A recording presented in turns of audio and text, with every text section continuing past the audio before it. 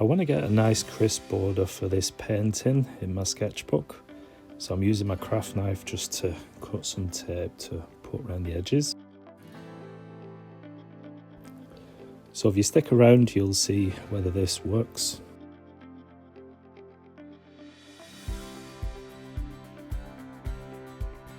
I always do enjoy removing the tape just to reveal that painting and get the nice border around.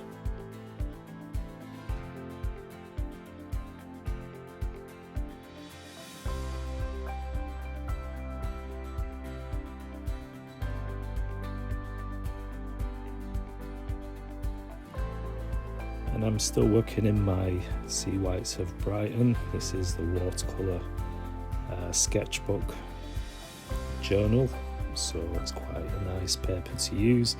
And I'm just using pencil just to get the outlines, and this is a really great practice for what I want to do next is buildings. So in order to get some nice buildings, it's good to practice brickwork.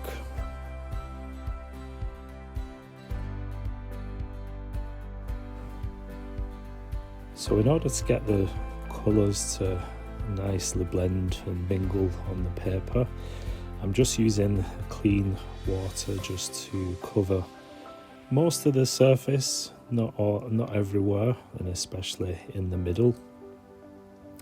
But where the paper's wet, as I add the colours, you get this nice blending effect, nice different colours.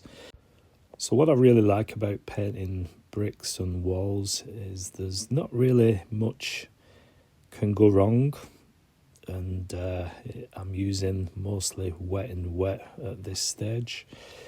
So it's just nice to be free and loose and just add those tones and let them build different layers within the surface of the paper. And it's just good to practice your brush strokes, your different techniques. You can use all different techniques doing this.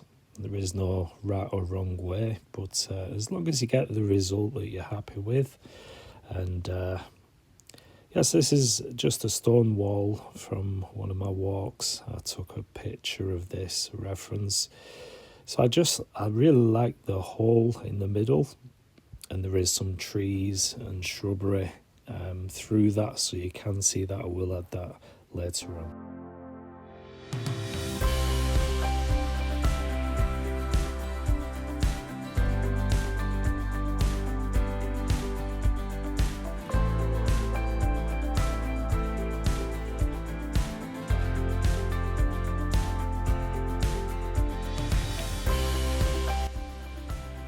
For the darks of this painting, sort of in between the rocks, I'm using sepia colour, a neutral tint, and I'm also dipping into my super granulating pigment, which is a Schmincke Oregon paint.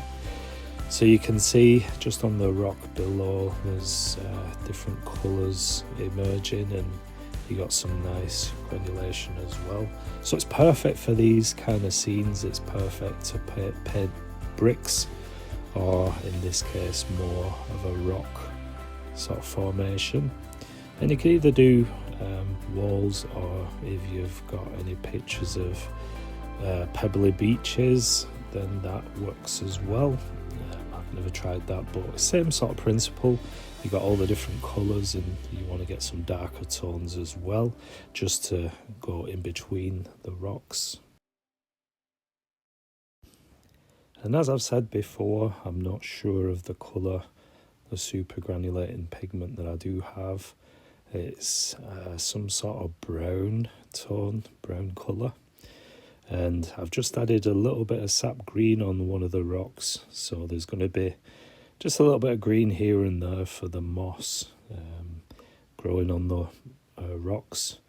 So I'm just going in quite loosely, and I'm using the tip of my brush as well, just to get some little speckly details, and I will be using pen as well later on. I had a comment last week from Tracy Brown.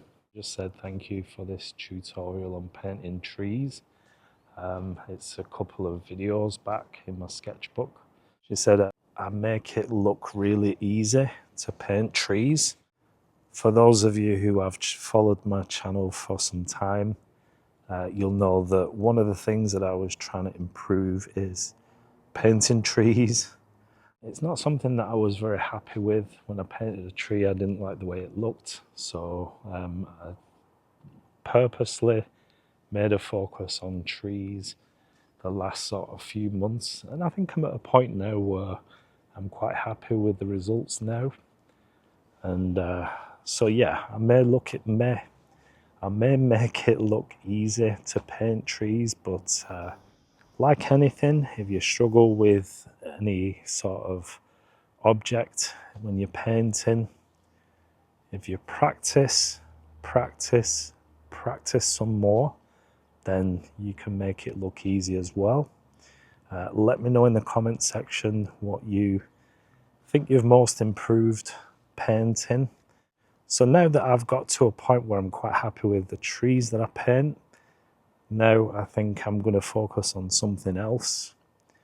So my next subject that I want to focus on is buildings and possibly people as well, painting people, maybe including some people in my paintings. So that's something that for me as a painter, I want to try and improve on. So that's given me a subject to look at, and I really do appreciate that comment, Tracy. I'm really grateful for that. So yeah, I did answer it in the comments, but I didn't want it to come across as a form of arrogance or anything like that. So I'm hoping that you understand what I mean and how I say that. Sometimes it's difficult to read a text and get the spirit in which it's intended to be. So yeah, I just wanted to clear that up. If you do practice painting something, then over time, and it may take months, it could take years, but if you keep on practicing, be consistent, then you will improve. And maybe when you're painting one of these objects, then maybe it'll become you'll make it look easy. So having a look at the painting now, I'm quite happy with the way things are looking. It's nice and dry now, and my first sort of washes are done. So now it's just a bit of detail, and I'm taking the masking tape off, and you can see I have ripped and damaged the paper of my sketchbook, but I'm just glad it's a sketchbook. You know, it's just one of those things, and maybe I should take some of the stickiness from the tape first. But yeah, it's just one of those things. But as a border, I think it works quite well. I do like the look of it, giving that a clean edge, but you can see the damage as well. So lesson learned, and that's what it's all about. I'm learning each and every time I paint. I seem to be doing more, making more mistakes, or things go wrong a little bit more, but for me that's all part of painting. That's all part of improving, and as long as you see your mistakes or things that didn't work quite well, as long as you take that and remember those things, they can be just as important as your successes in watercolour. Let me know what you think in the comment section. I'd love to know your thoughts, any mistakes that you may encounter, anything that's gone wrong, and how you've rectified that. Just drop that in the comments. And I do appreciate if you also give me a like. It really does help my channel to grow, to get out to more people. I'm currently working on my watch time, so I'm trying to make things a little bit more interesting. I'm trying to bring you different types of paintings, different subjects, different scenes, and I'd love to know your thoughts on this one. I just think rocks and bricks are quite nice, especially when it comes to buildings, which is my new focus. Like I said, I did used to enjoy painting walls as a kid. Yeah, a bit strange, but it does help when you're painting buildings. So for the hole in the middle of the wall, there are some trees, just a little bit of something going on there, and it's almost out of focus, a little bit blurry. So what I've done, just added a little bit of water into that area. I saved this for last. And while the paper's wet, as I add pigment, I get this blurry, sort of soft looking trees, and that's what I want because it's not a focal area. Maybe it is, I don't know, but it's center of the picture, and I wanted to make the rocks surrounding the hole just a little bit darker, a little bit more crisp and sharper within the image, and then this soft little background through the hole in the wall. So I kind of like that, and that's how the reference shows as well, so I'm being quite true to the reference. But this sort of painting, you've got lots of freedom. It doesn't have to be perfect. When you look at walls, especially stone walls, they're not perfect, and it's just nice to practice different techniques, different brush strokes, maybe different brushes that you have, and yeah.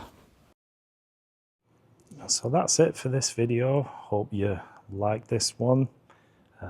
Like I said, my focus now is on buildings and people, and this has just been a really good way of practicing with brickwork and architecture.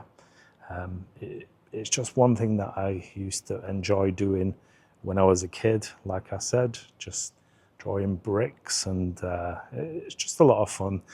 You can't really go wrong with painting bricks, so it's just a nice exercise, and hopefully it does help. Leave your comments in the comment section. If you're not subscribed to my channel, then please do consider subscribing for more content like this, and I'll catch you in the next video.